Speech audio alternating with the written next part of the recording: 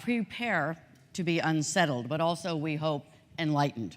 Today, we're going to talk about what may be the most powerful business force in the world, a phenomenon that propels progress and defines culture. In an age of obsessive entrepreneurship and self-conscious innovation, the term disruption has become a cliche, a buzzword suited for Silicon Valley satire. But I hope we haven't overused the word to the point of irreparable delusion, and that we can recognize the innovations for which this word was originally intended. The business models and technologies that destabilize and dismantle the familiar and create something extraordinary in its demise. I'm here this morning to introduce you to two visionaries whose latest ventures have the potential to upend the status quo. Veteran television and digital executive Lloyd Braun is a delightful disruptor. He is the former chairman of ABC Entertainment, who turned that network around, whose programming gave us Lost and Desperate Housewives, and also Grey's Anatomy, among many others. Lloyd was head of content for Yahoo before founding creative powerhouse Whalerock Industries. The company has made headlines this February when it announced plans to invert the traditional TV business model and launch personal, talent-based video channels that allow consumers to subscribe to and follow their favorite personalities. Our second guest, Ambarish Mitra, is a serial entrepreneur, and he is founder and CEO of Blippar, the world's leading augmented reality and virtual search app. Augmented reality is changing the way we interact with the world around us, from entertainment to education to engagement, and that's just the beginning. And with that, I ask you all to open your minds and acknowledge the vulnerability of institution and convention as I welcome Lloyd Braun to the stage.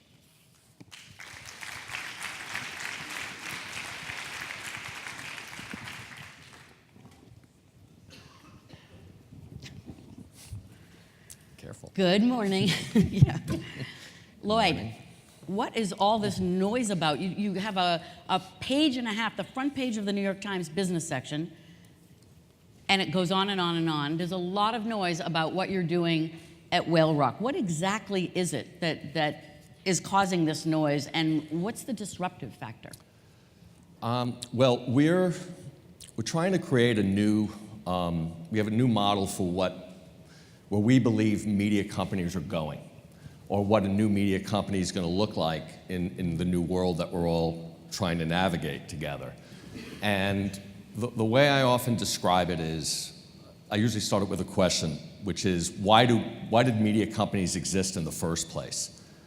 And I think the answer is distribution. 50 years ago, if you wanted to write a book, someone had to publish it and put it in bookstores. If you wanted to make a record, or record music and get it in front of people, someone had to record it, press it in a vinyl or a CD, put it in record stores. Movies had to be shot and put in movie theaters. Television had to be shot and put on a network or cable channel. And distribution was controlled by media companies. And if you did not have a media company prepared to distribute your product, no matter how talented you were, you could not get it in front of people. Well, we all know that's changed. Mm-hmm. When you and I were at Yahoo together, broadband certainly was not ubiquitous yet. Right. But we saw it coming.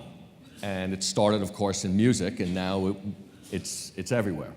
And with broadband being where it is today, and with the technology that's been developed by Netflix and other places, so that when you stream video, it's as good in quality as anything that you're going to get on cable or satellite or DVD. The distribution component has been removed from the equation, other than getting scale, which we'll get to in a minute. So in this new world that we're living in, who's going to sit at the very top of the ecosystem? And in our view, it's going to be the most important influencers and brands who are going to have the ability to create and distribute their content without having to go to a media company and go direct to consumers. Because as we all know, young people are increasingly either cutting the cord with their MSO, satellite or cable provider, or they're never establishing the cord to begin with. Right, cord nevers. Everybody's going to be getting their content from their mobile devices. But those mobile devices haven't really been programmed yet. Well, how does the model work? Because people are talking about you as inverting the model. What exactly does that mean? I tell you, I don't necessarily see us as inverting models or, and you're not going threatening well, necessarily. It doesn't have to be threatening, right. but anyone who believes that every model isn't being threatened right now has their head in the sand. I mean, listen, everyone's at the upfronts this week, and they're going to spend a fortune on buying ad time. Now, we have a big television show going on ABC next month. I want everybody to buy ad time. Right. But that is no longer the Holy Grail. And that's a piece of a puzzle. We have to start, I believe, embracing the reality of where the consumer is and how they're getting their content. And increasingly, as this internet generation grows up, if we continue to throw all of our resources into the sort of established paradigms that everyone's used to, it's going to be a big problem. So you've just done deals with the Kardashians, with Howard Stern, with Tyler, the Creator. What do they look like, those deals? And what is the content, the programming itself, and how will it be distributed? Well, the deals really are, our company is a vehicle through which these influencers are able to effectively become their own media companies. And so that includes being able to create and distribute every imaginable form of content. So we're not limited to television or short-form video or articles or podcasts or music or any one specific type of media. They are truly 360 experiences. And we do not, it's not purely a content-based play either. What we're also providing is access, a more intimate relationship with the brand.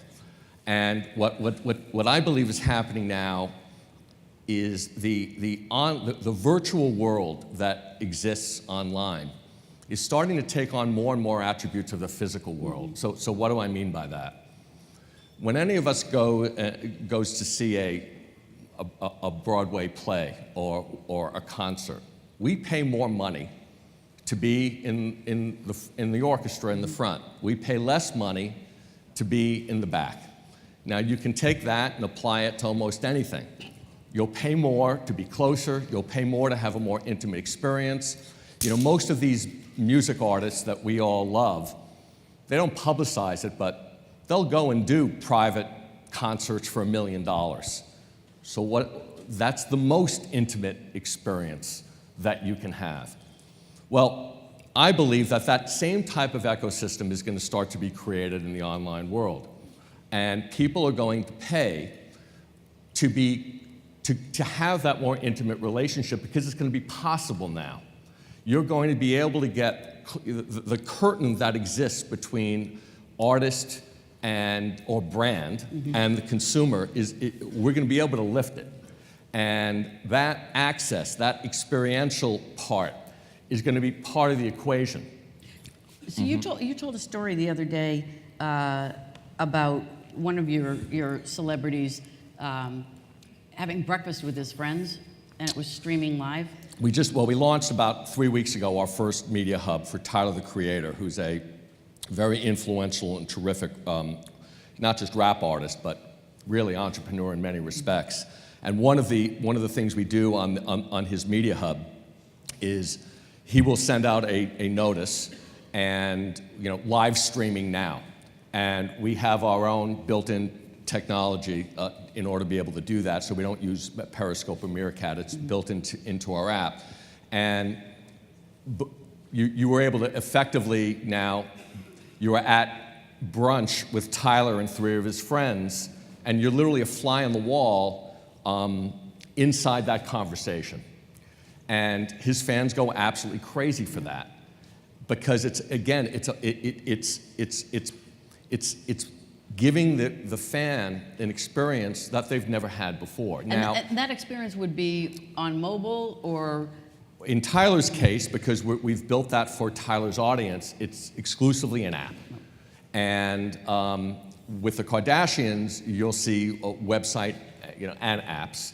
This is not a one-size-fits-all. And it's not necessarily all digital. Would you ever do a magazine, for example? Would you do anything in print? There's going to be a print magazine that is that all of Tyler's subscribers are going to get once every quarter.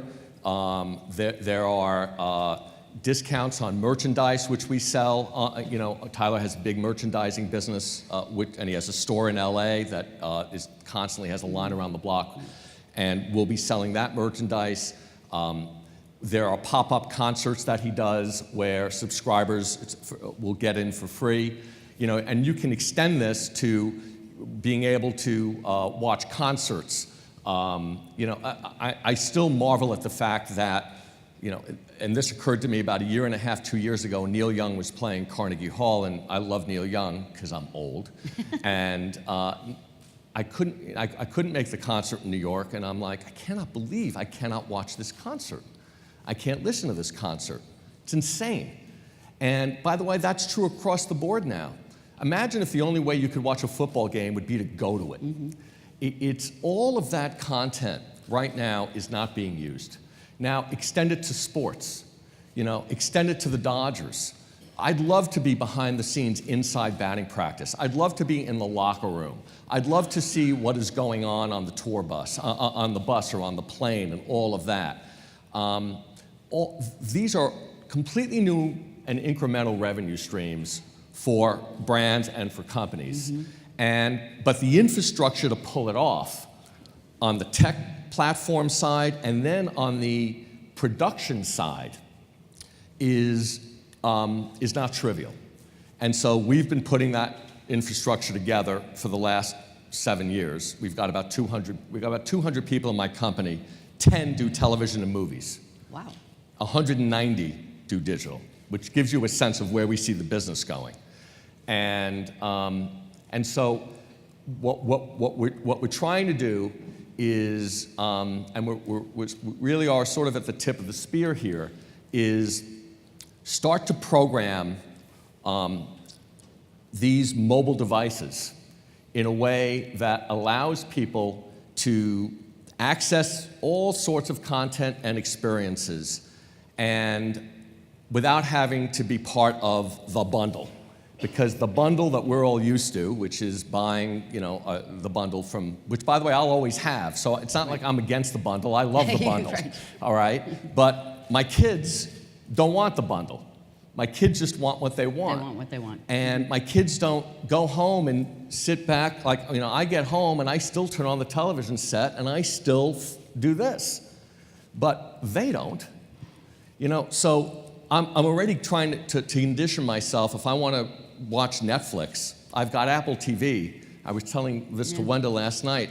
I don't go on the television, turn on Apple TV, and then use the interface on the television. I will use my phone and my iPad, go to Netflix, and I'll AirPlay it onto the television.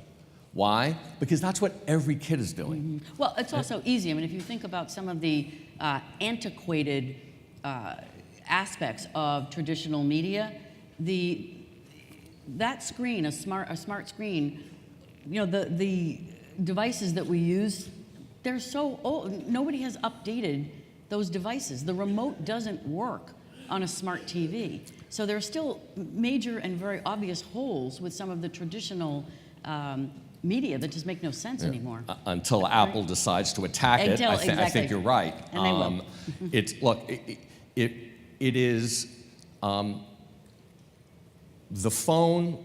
These mobile devices are going to be, in essence, the remote for everything. and they're going to house all our content. And what we refer to as a television set is just a big screen. It's just a big iPad. But it's important, I think, and I say this to everybody in my office, you got to use it the way everybody's going to be using it. Right. So you got to use AirPlay. You got to use Chromecast. You got to use all this stuff because I mean, at least for me, I'm in my mid-50s. None of it's intuitive to me because I didn't grow up with it. So you have to learn it. But you can't deny the fact that every single year, more and more people are going to be accessing their content this way, and they're not going to be accessing it the way we're all used to.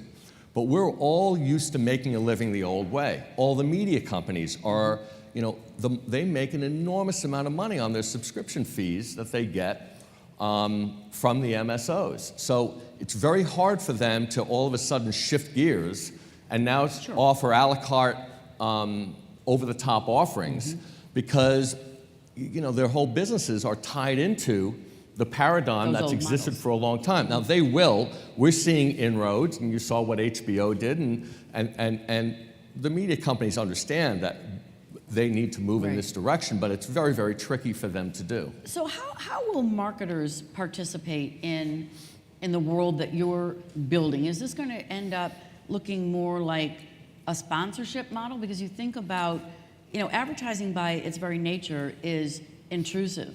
But when you are disruptive, which is, I think, what happens with advertising in an intimate or social environment, users will reject that like bad body parts. So how do you envision brands and marketers participating in the Tyler channel or the Kardashian channel?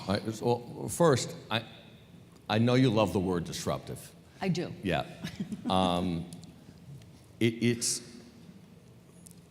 You cannot stop the march of technology. It's not that we're disruptive. Technology is disruptive. Technology has disrupted everything. Now, we've seen the example I love to use about the ways you can approach that are Blockbuster and Netflix. Each one of them was faced with very similar issues at the time. And I think that both companies recognized that the era of DVD distribution was coming to an end. You look at Ted Sarandos, who's done such a brilliant job at Netflix. He comes out of the video distribution world, all right?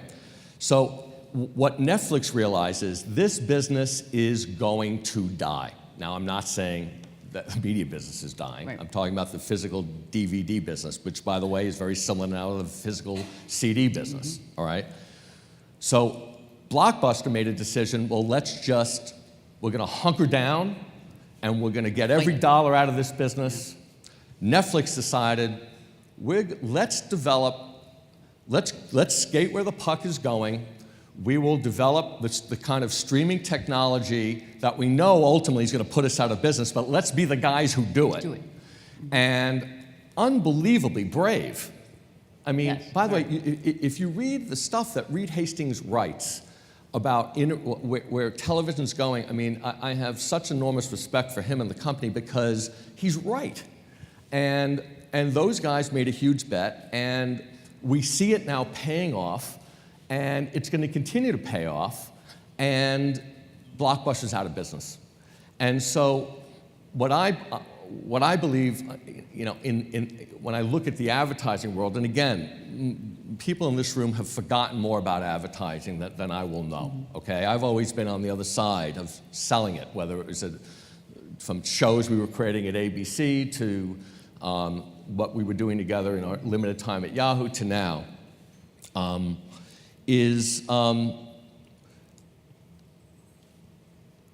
I believe that advertisers, clearly programmatic is going to be a huge piece of the puzzle for everybody. But programmatic is not going to allow you to really do the kinds of big creative 360 plays that I think brands are still going to want to do. And so when we're in business with, let's say, because we're going to be attacking big influencers and categories that we find really attractive. So let's say we chose a NASCAR or Formula One or some, we're in Europe, so I'll say Formula One. That Formula One is going to, that audience is going to be very attractive to many of you in this room. Some of you in this room won't be attractive at all, but for many of you it will. We're going to have, advertisers are going to have the ability to basically own that space with us. And because most of our products are going to be subscription-based, I can tell you that pre-roll and the conventional types of advertising that have been done, we're not going to have any interest in doing. And I got to tell you, I'm still blown away by when I go to the New York Times or any other of these big brands, and the homepage, has a big ad that appears. And the first thing I see is you can skip this ad in 5 seconds, 4, 3, 2. In what world do we create advertising where what you're really doing is watching the countdown for how long it takes to not have to watch it? It's madness. Yeah, it is madness. Okay? It's absolute madness to me. All right? But that's what people are doing. Mm-hmm. And so we're not going to do any of that. What we will do is we will work with brands to build them in from the very beginning and find ways for that brand to resonate across the entire spectrum of the brand through which we are exploiting. So if it's Formula One, or if it's rugby, or it's the Dodgers, or whatever it might be, it's all baked in some way, shape, or form. Whether it's whether we take the colors of the brand and bake that into the offering. Obviously, placement will be a big part of it. But what also is going to happen here is the lines that we all have seen over the years, where when you buy advertising on a show, every artist wants to make sure, well, I can't in any way be endorsing the product. Right. And we've all seen that for the past 20, 30, 40 years. In the world we're going to, the artist is going to be endorsing the product. If we make a deal with an advertiser for one of our brands, it's the whole thing, lock, stock, and barrel. So and the artist is going to be part of that. So it's a co-collaboration with the artist and with the brands? Without question. Yeah. It needs to be that. And you're not buying one piece of media. You're buying every imaginable piece of media. So you're buying for the events that we're doing. You're buying for all of the video that we're doing. You're buying as part of the physical goods that we're selling. You're going to be touching the audience in all the different places that we're allowing the audience to go as part of the offering. And the specifics of that are going to depend on the property and what we end up figuring out, working hand in hand with the creative agencies and the brands. And it's a whole new world, and that's what makes it so hard, of course, is it's a lot of work. Mm-hmm. It's not, you don't get to pull out from the toolbox, okay, we'll do this, and this. Well, we can just sell, a bunch of, buy a bunch of ad time at the upfront, and we'll do some stuff at the new fronts, and we'll do this, and we'll do that.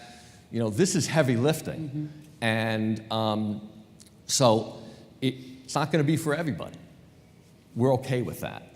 There are multiple revenue streams we're going to have in here besides advertising. But I heard advertising, subscription, advertising, and e-commerce? E-commerce, gaming, virtual transactions, events. There are myriad of revenue streams because the traditional television business, certainly the network television business, has been supported completely through advertising for the last 50 years. That's over. Yeah. All right? These shows, if you have a 2 rating, you're a hit.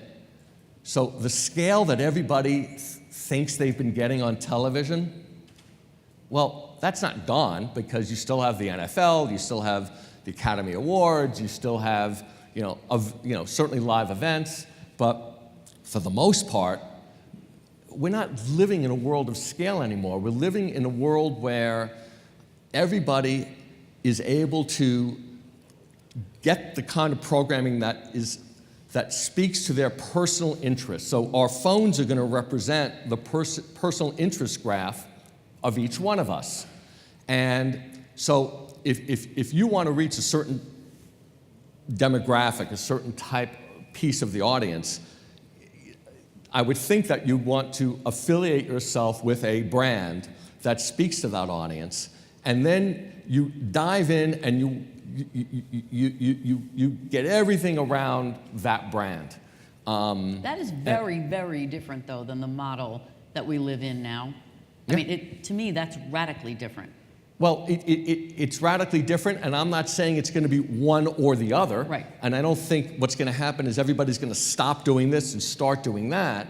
But I think it's undeniable that the world is gravitating towards these types of experiences. I mean, we've seen the beginning of it with Glenn Beck and with wrestling and others, but, you know, we'll see what happens with Bill Simmons, and we'll see what happens with Jon Stewart, and we'll see what happens with some of these others. But I promise you, you're going to see some of them, if not many of them, start to go over the top, start to create their own media ventures, because it's very attractive to the talent.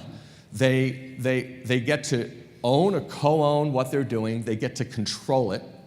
You know, how frustrating was it for Jon Stewart to have John Oliver and Stephen Colbert and Steve Carell and all these other people that he launched, they're all gone, as opposed to being part of sort of the fabric of what he was creating and part of the media business that he was creating.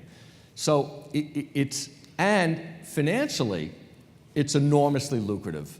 Now, it doesn't necessarily mean that it's either or, because I can tell you that with much of what we're doing, we will be working in partnership with media companies. We'll be selling windows to some of our content offerings to media companies. Maybe it'll be a second window. Maybe sometimes it'll be a shared first window. We've licensed movies already on Tyler's app. We licensed Jumanji, which is his favorite. Which was Tyler's favorite film. And it was our third day after release, and we had 15,000 people watch Jumanji on the first night. We aired it for a week, and the data we get is unbelievable. We knew who was watching it, where they lived, you know, how much of it they watched. We knew everything about them. It was the kind of data that we had never gotten before.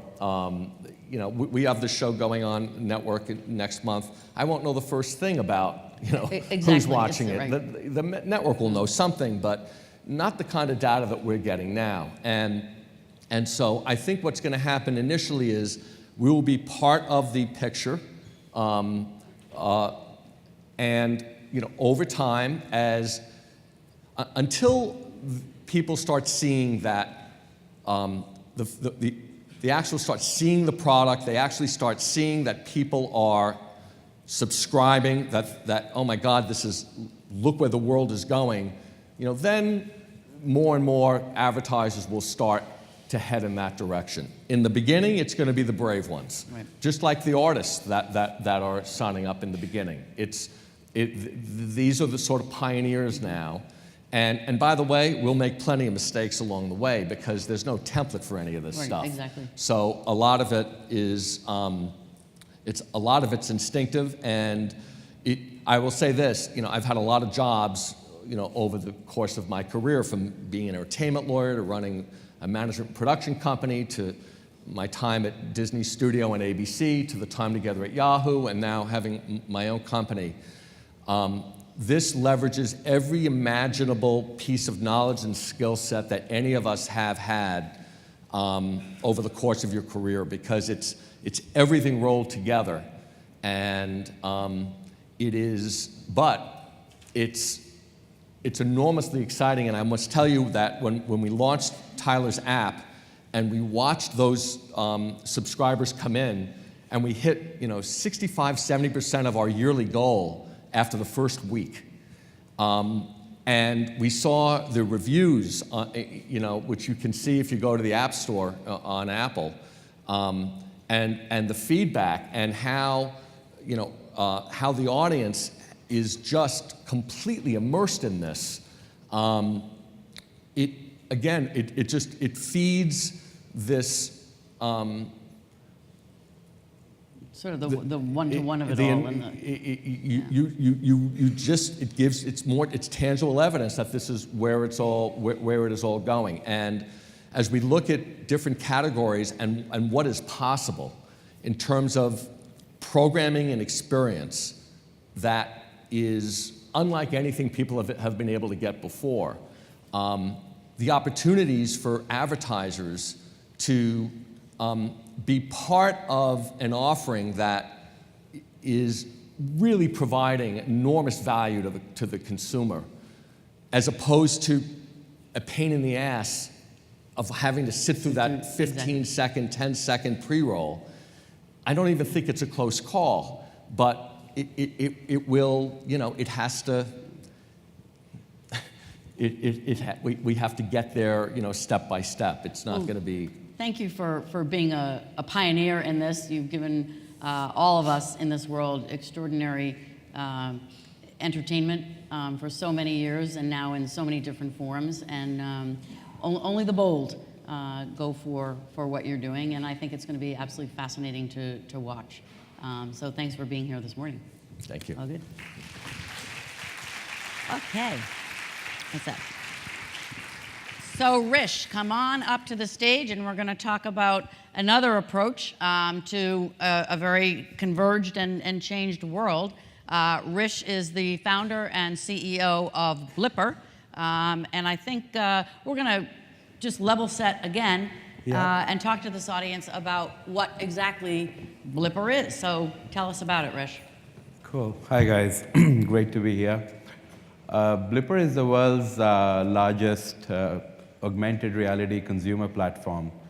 And for those of you who don't know what augmented reality means, it's when you overlay a lens of a phone or a computer, like a camera, on the physical world you see, it creates a layer of digital information, and that digital information is augmented reality. It's augmented the reality of the world you see. For definition purposes, that's what it means. Well, what's the difference between augmented reality and virtual reality? There's a very big difference, and often used even by very smart journalists in the same way, but it couldn't be more different. For again, Wikipedia purposes in the room, augmented reality is when you look through the world and it enhances the reality. So keep in mind, the reality needs to be there. So you look at a product, you get to see more about it. You look at a scenery, it becomes prettier, but it's connected to reality. What virtual reality means, it's escapism from reality. So you almost don't want the reality. You want something else. You're sitting here and you want to play a game of gangster chasing in Venice. And so that's very fundamental. Good. I think it's just important for people to understand that, because I think they're very often used interchangeably incorrectly. Yeah. So I see you have some toys up here on the stage. You have a box of Lucky Charms and a couple of Cokes and apples. What's that about? Exactly. Before we move forward, I thought I'll do a quick demo. Let's do it. So that people get a good understanding. And if it doesn't work, it's poor connection, but I'm going to try my best. I think we've all been challenged. So before I move forward, those of you who don't know, that so far, Blippar's taken off as a business. We're working with 2,500 brands in 12 different markets, and we've got 50 million users on the platform. It's one single platform, like one universal lens, which is a real-world browser, and you look at things and things come to life, and explain how it works. So it opens up in a camera mode like this, and it starts tracking the world you see. And when you point it at something like this, but before I point it, I'm going to show you something else. You look at this Lucky Charms box by General Mills. It's giving it a lot of real estate space, saying, download Blippar, fill screen with image, and blip image jumps to life. It's being used like a verb, and our logo is there as well. So the moment you point your phone on the box itself, the box comes to life like this, Both sides of the box have kid-friendly games, and imagine your kids having breakfast in the morning, and this is a great way to engage the kid to stay tuned with the brand and use it more, and reason to have your cereal every day. I'm not going to go into the details of the game. It's not really my kind of a game, but you get the idea. It creates high brand recall. It creates imagination. And again, back of the game has another separate thing. So let me show you. Sorry, I've got one of my props missing here. Oh, what do you need? It's one of the Perrier pieces of paper. Is it there? Yeah. No, just a literally piece of paper which has Perrier on it. Never mind. I might have another one in my pocket. There you go.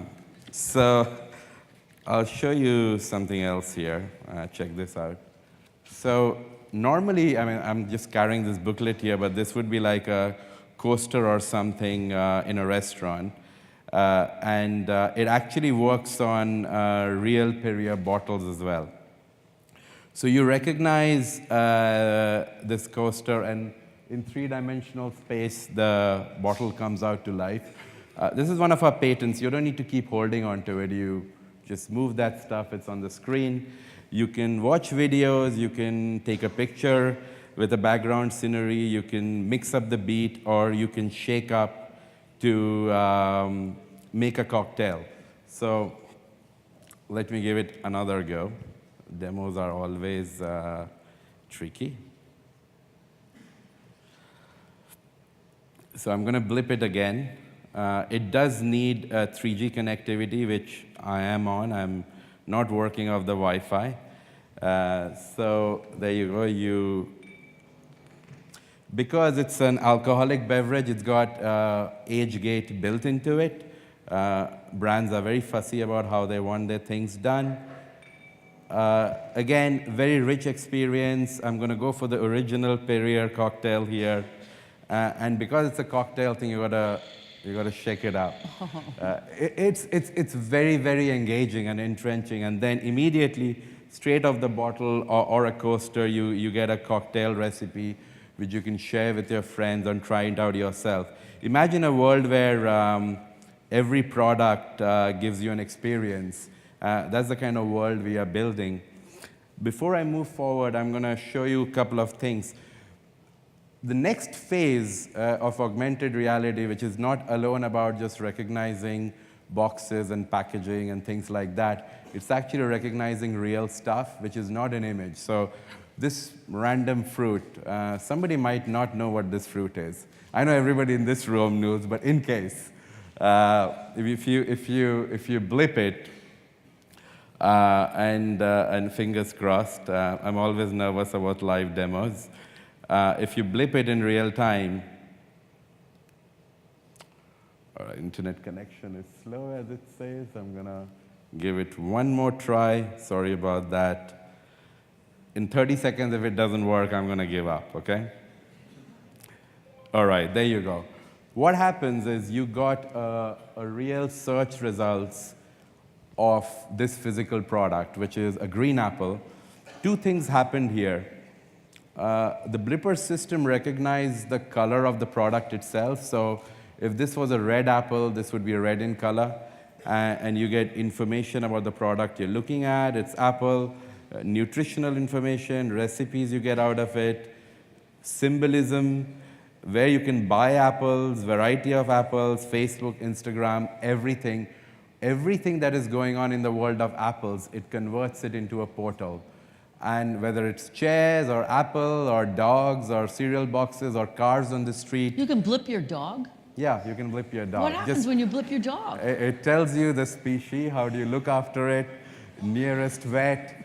Imagine it's a portal of your dog. You know, those circles appear literally around your dog, and it tells you all the stuff you can do with it. You know, people need information. And why is this becoming increasingly relevant? Because we as people, we are first of all curious about many things. And secondly, we cannot describe with words everything we are looking for, right? I mean, the search engines are not the answer. You look at a statue, you look at a random fruit, you look at a piece of clothing on the high street, and you cannot describe it. That's the kind of behavior augmented reality and image recognition is supporting, and Blippar is leading that way. We believe like 5 years from now, this will be one of the most common behaviors, and it's almost replacing the behavior of pointing. So that's all. Thank So you we'll all very be much. blipping. Yeah. So Rich, how did you come to invent this, create this company? Did you have sort of an epiphany, or No. No. No. It's came out of a joke. I was drinking in a pub with my co-founder in London, and the last round of the bill was 15 pounds. I put a 20-pound banknote forward, and I made a really stupid joke that imagine if the Queen came to life and said, On the bill. Yeah, and said, "Can I have my 5 pounds back?" And that was in Cobham.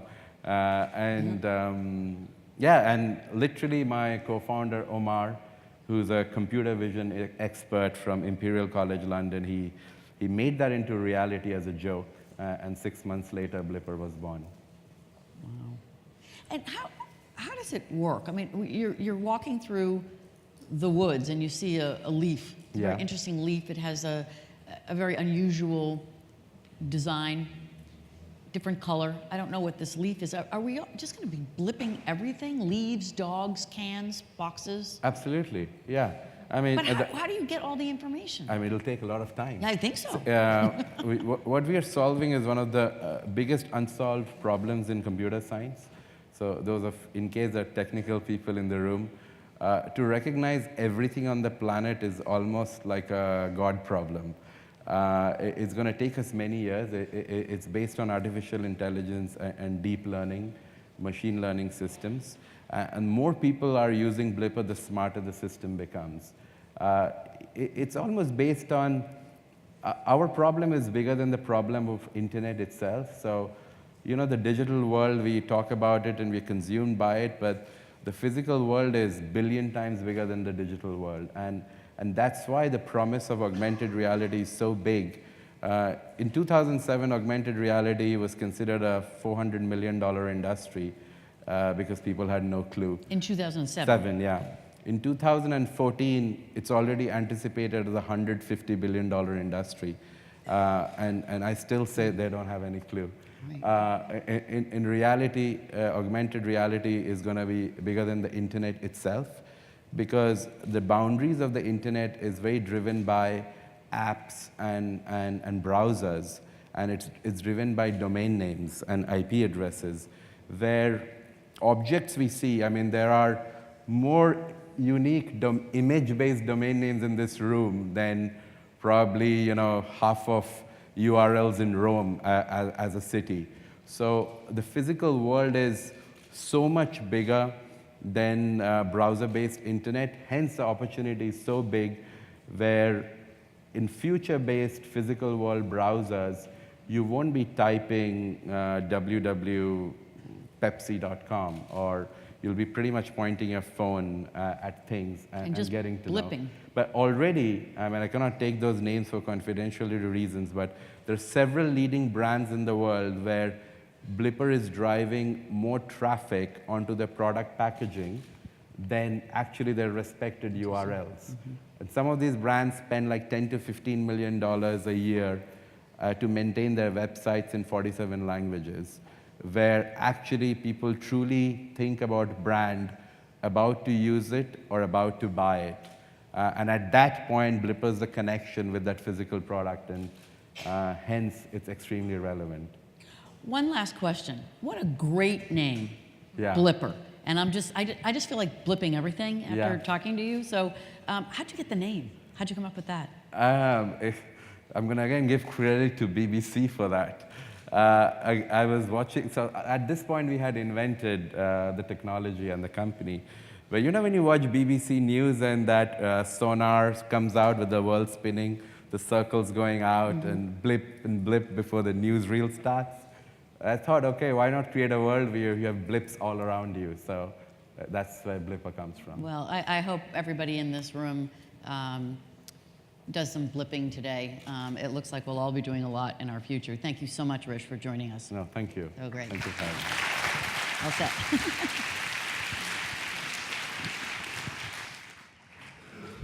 Thank you very much, guys. That was a wonderful session. Let's have a round of applause again for Wenda and Barish and Lloyd. Thank you.